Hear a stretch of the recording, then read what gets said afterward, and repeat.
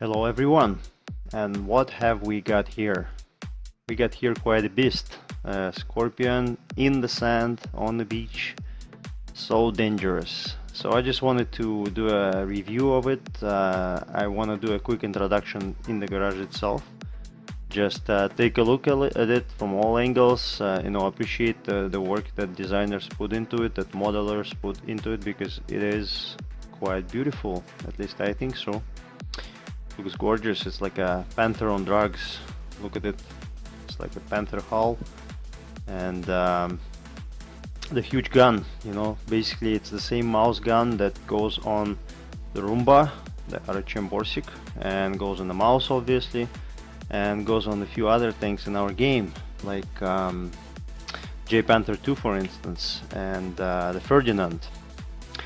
So what I can tell you about this tank, about this gun in the garage itself.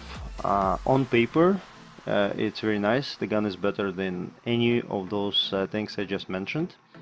The DPM is a little bit lower, but the accuracy on paper is 0.27, and the aim time with the equipment and perks and everything I got on is 1.72. So I was able to get my view range up to 437, which is decent, and my signal to 446, which is kinda crappy, but in our game view range doesn't really matter much.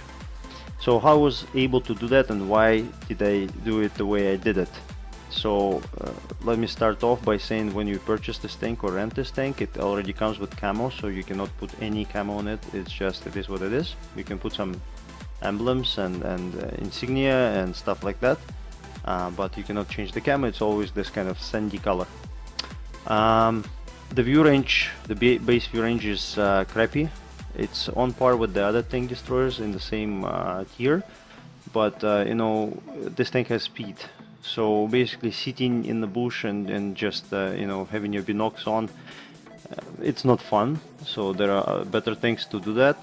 This tank, as you will see in my replay reviews further on, has really bad camo. I don't know what else I can do to improve it, so maybe a camo net, but that will make this tank even more boring. So as you can see, I'm saying it has a crappy camo. I have full camo on all my crew, right? So it's completely, so it has the camo already built in and has this crew camo. You cannot improve it in any other way, shape or form unless you put the net on. So even with this, it's still bad, right? So the camo is bad. So I decided to play it aggressively. I decided to relocate often, and for that I need active spotting. So to do that, you cannot put vents. So I was only able to stick here the coated optics and chocolate. And I have Brothers in Arms, and I have one perk so far at 95%, which is situational awareness. This crew originally is from E25, so I have the same situational awareness, which is not working on this tank, from E25. I will retrain it because this crew goes on to my Yak Panther E100, and it will need to have the Eagle Eye, I believe. So let's actually take a look. I don't remember the name. So it's Recon, not Eagle Eye. So it's gonna have Recon. So this way I will boost it up to further. It's gonna be at above 440, which is what I want it to be.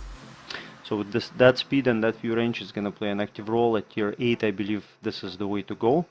Unfortunately, this will bring down your profitability a lot, and as I will show you in some of the episodes down the line, when we actually finish up and make conclusions, I'll show you some screenshots. There were times when I actually went minus. So when you're not doing much, let's say you are able to do one shot and then you get one shotted by an RT. So you penned one shot, you did cover, let's say there was a game where I lost money. I did 3 shots, I penned one bounced and one missed, and I got one shotted by an RT, and I was minus 1000 something silver with this, right? I used the premium consumable, I believe, because I got tracked. So I moved and I got one shotted by an RT, and I went into a minus. So something to keep in mind.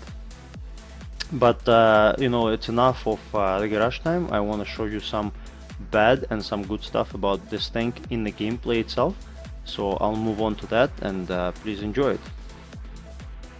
So what I wanted to start with is accuracy. So we remember that in the garage we looked at the accuracy, and the accuracy looks superb. It's one of the most accurate guns in the game, according to what the stats say.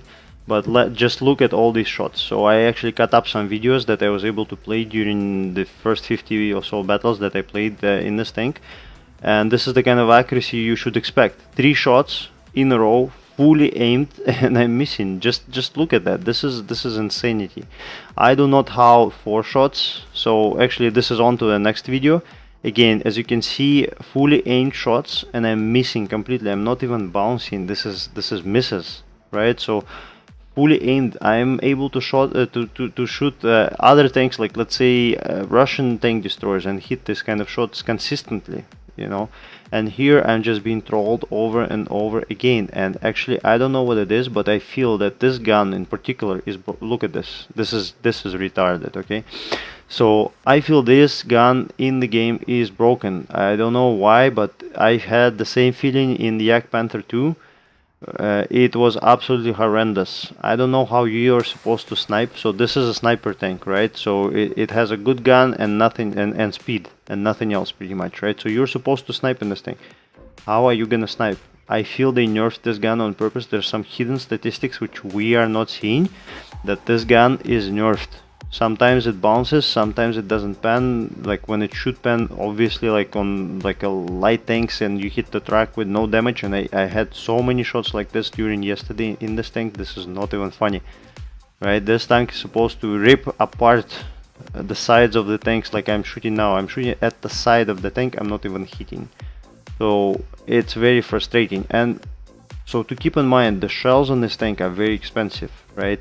Each shell is very expensive. So look at this, fully aimed, not even a hit. I hit the ground right in front of IS-4 with this kind of accuracy. And how many shots already it's been like this? It's absolutely retarded. Like, I don't have any other way to put it. It's very, very bad. Next thing I wanted to notice is the camo. Look at that.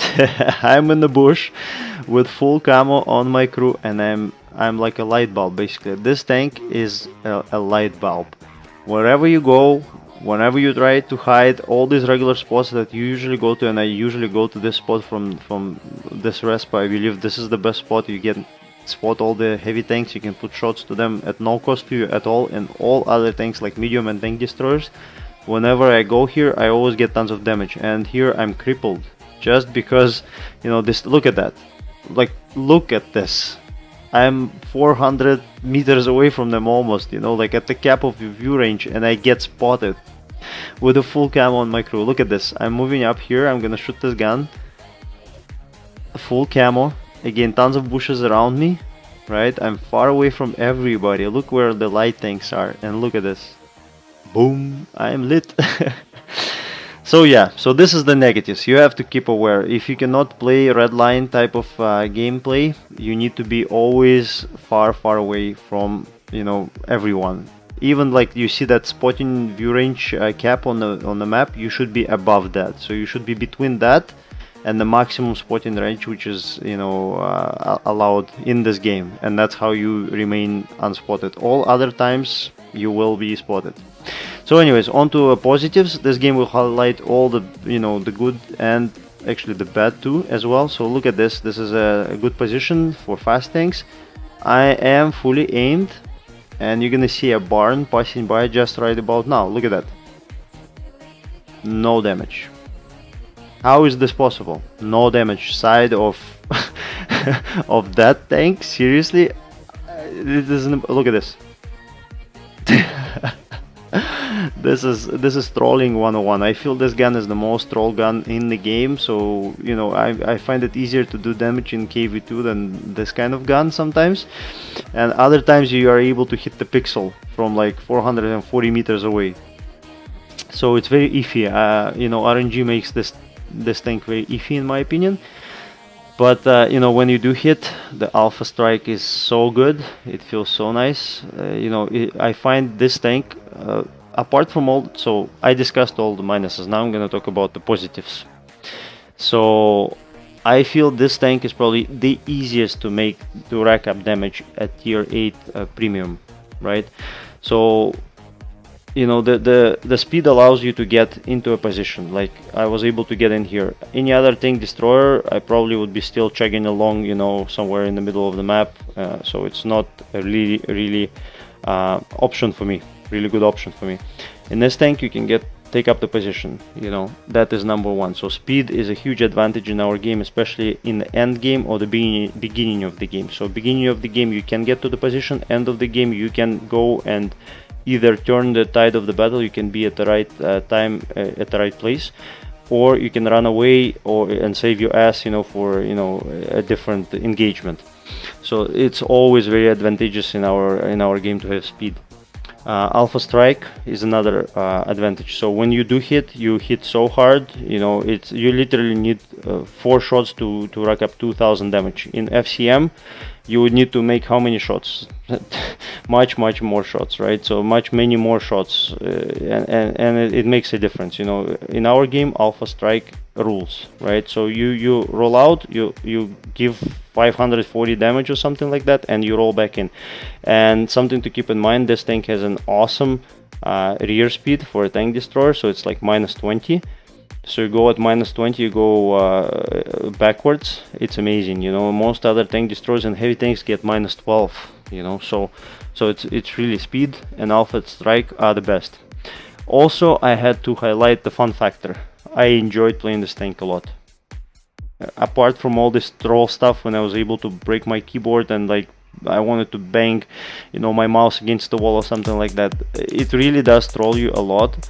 But the positive moments are much more often actually in this tank, so they come across much more often.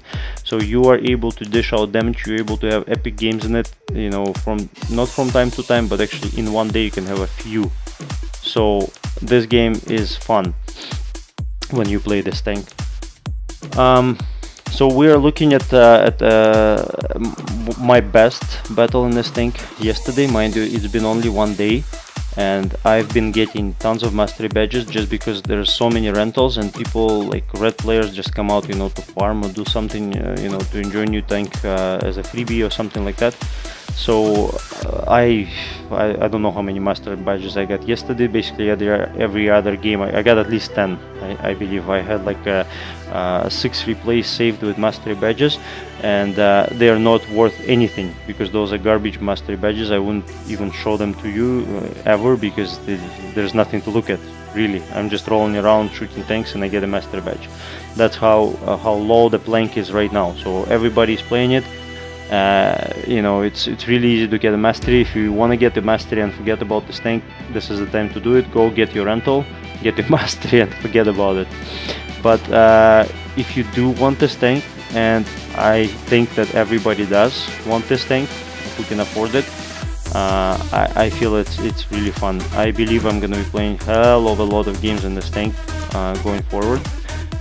It's just such a great tank to play. It's such a fun experience to play this tank, especially when all these other rentals are gonna go away. So it's only 24-hour rental period, so they're all gonna go away, and the random is gonna become more and more normal. I feel that I'm gonna have more epic games and more fun games and more carry games where I'm able to come through and actually do some creative stuff, and this is what this tank is about. So I feel like you are being creative when you play this tank. You can actually think, and you can come up with solutions to like different problems that opponents do throw at you, and you can flank. And look at this, I'm just going like a medium tank basically. I can relocate, I can surprise my opponents, and this is where the fun is, right? In a combination with this kind of gun, it just makes a hell of a lot of difference. So you can pretty much one-shot artillery. As you can see now, I'm gonna just come up, meet artillery, quickly aim, and one-shot the guy. And this is what this tank is about. So Alpha Strike is actually a decisive factor, I believe. So all our other minuses are, something you can mitigate. So you can stay away, especially in the beginning of the battle. What I do recommend, stay as far away as possible. So do not get into the mix of things. Just hide somewhere in between, your spotting range and the maximum view distance, in the game, like maximum draw distance. That's how you should play beginning of the game. Late game stages, you are on your own. You know, you are the master, you are the king. You can do a lot of things, especially if you're top tier like I am right now. You can, you know, do so many things. And as you're gonna see, the opponent in his Skorpion is just sitting at the base. I mean, it's not the best thing to do. And I know that there's two of us, but I have no reliance on no